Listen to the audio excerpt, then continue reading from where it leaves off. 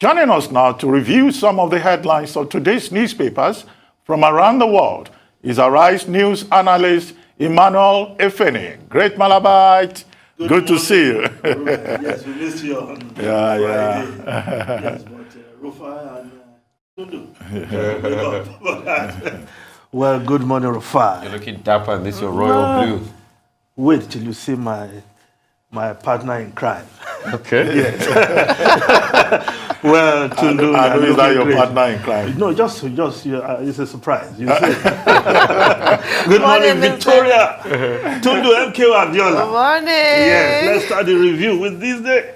Nigeria's newspaper of record. Now, the lead story ahead of October launch. E-Naira platform goes live.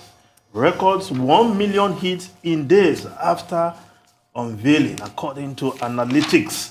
Yes, the official website of the upcoming central bank, E-Naira, has gone live. And of course, in 24 hours, 21 hits. 1 million hits in 24 hours.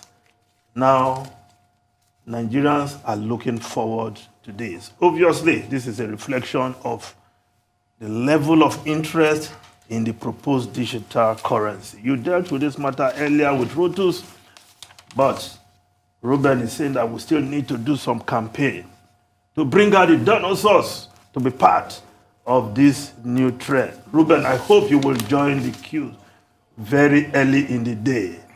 Yes, because it's always difficult to get Ruben to be part of this electronic. I tried to spare his blushes. Especially when it has to do with money. Dr. Batty, do you have mobile banking? I did try to spare your blushes earlier, but since Mr. Efeni has raised it. Yes, but truly there's need for more publicity to carry so many people along. But I don't know how soon I will join that fray, because if you're already doing electronic banking, I don't see how this will just change my way of transacting business. But again, let's see how it comes out. Maybe there will be more attraction to use the E-Naira than to just transfer my Naira from one account to another to pay bills.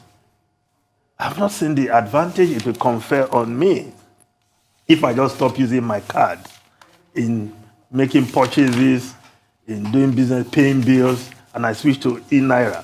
What advantage would that give me? If it's not giving me any advantage, maybe I just stick to what I've been doing. So I think once they iterate very different payment platforms, Yes. that even the woman on the streets can collect money in E-Naira, then it will spread and you will see the need for it. I'll give you an instance. Yep. In Kenya, there's something called M-Pesa.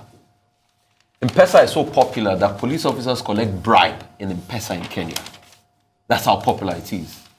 So hopefully if this gets to that level someday. Don't go there. That's not the best endorsement. No, that's not the best endorsement, but I'm just giving you, I'm just trying to show the ubiquity of, M-Pesa, I get it. So we'll just see how, we're all looking forward to that. Yeah. October 4, most probably, launch of this E-Naira. Well, kudos to the Godwin Emefiele-led Central Bank again for this innovation. Now, another story on the front page of this day. Bandits free another batch of 10 Bethel Baptist students, 11 still in captivity. That is not my interest because we dealt with that earlier. Undume condemns killings of soldiers by insurgents in Borno.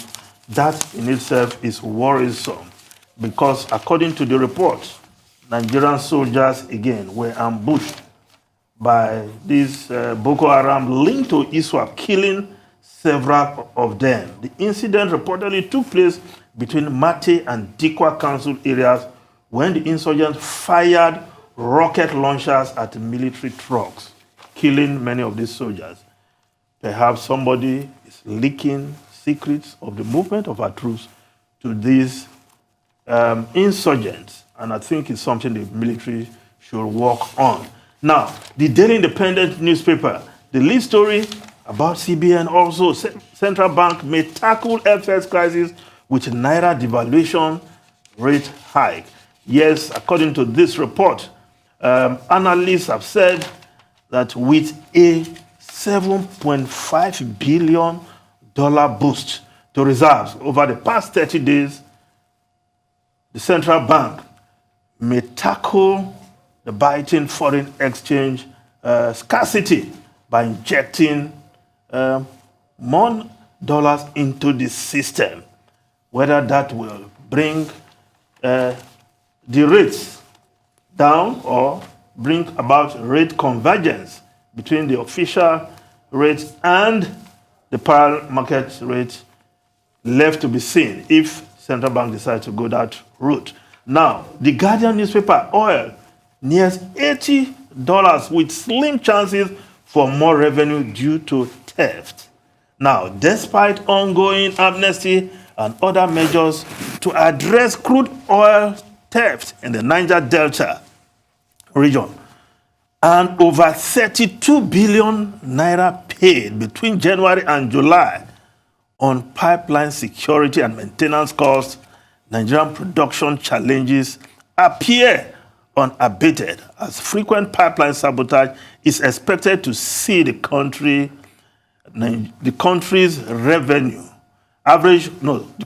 average crude loss surpass 200,000 barrels a day. That is a huge loss. That we're still having this problem is something that should concern all stakeholders, whether you are a Niger Deltan or you are a government. Now, below the photograph, the front page of The Guardian, I don't see problem with implementing anti-grazing law, says Fayemi. Nigerian tax system problematic, Supreme Court to expedite action on VAT. Country lacks funds to build economy, borrowing a necessity. Governors need to manage finance responsibly.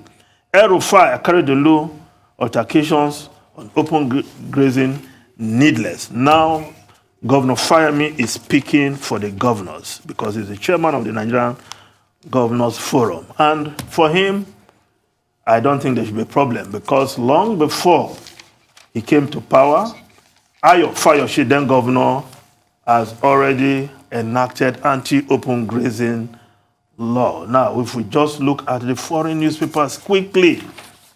Now, the Daily Telegraph plans for the army to help ease fuel crisis. Johnson to decide whether military will be drafted in to drive petrol tankers. Yes, self-inflicted problem in the UK, sounding like Nigeria, where you queue for petrol, but Boris Johnson, the Prime Minister, will decide today whether to bring in soldiers, army, to drive petrol tankers. Well, that would be a temporary measure. Will that solve the problem long term? You have to bring in more drivers, maybe from continental Europe. Give them visas, give them better conditions, they will come. Well, would they be willing to come? Or would the authorities still insist that, the various companies should look inwards? After all, that was a suggestion previously by Kwasi Kwarteng, that British drivers should be given the priority. But would the British want to drive a lorry? So, Anyway, thank you very much, Emmanuel Efeni. We've run out of time, so we'd like to thank you for joining us.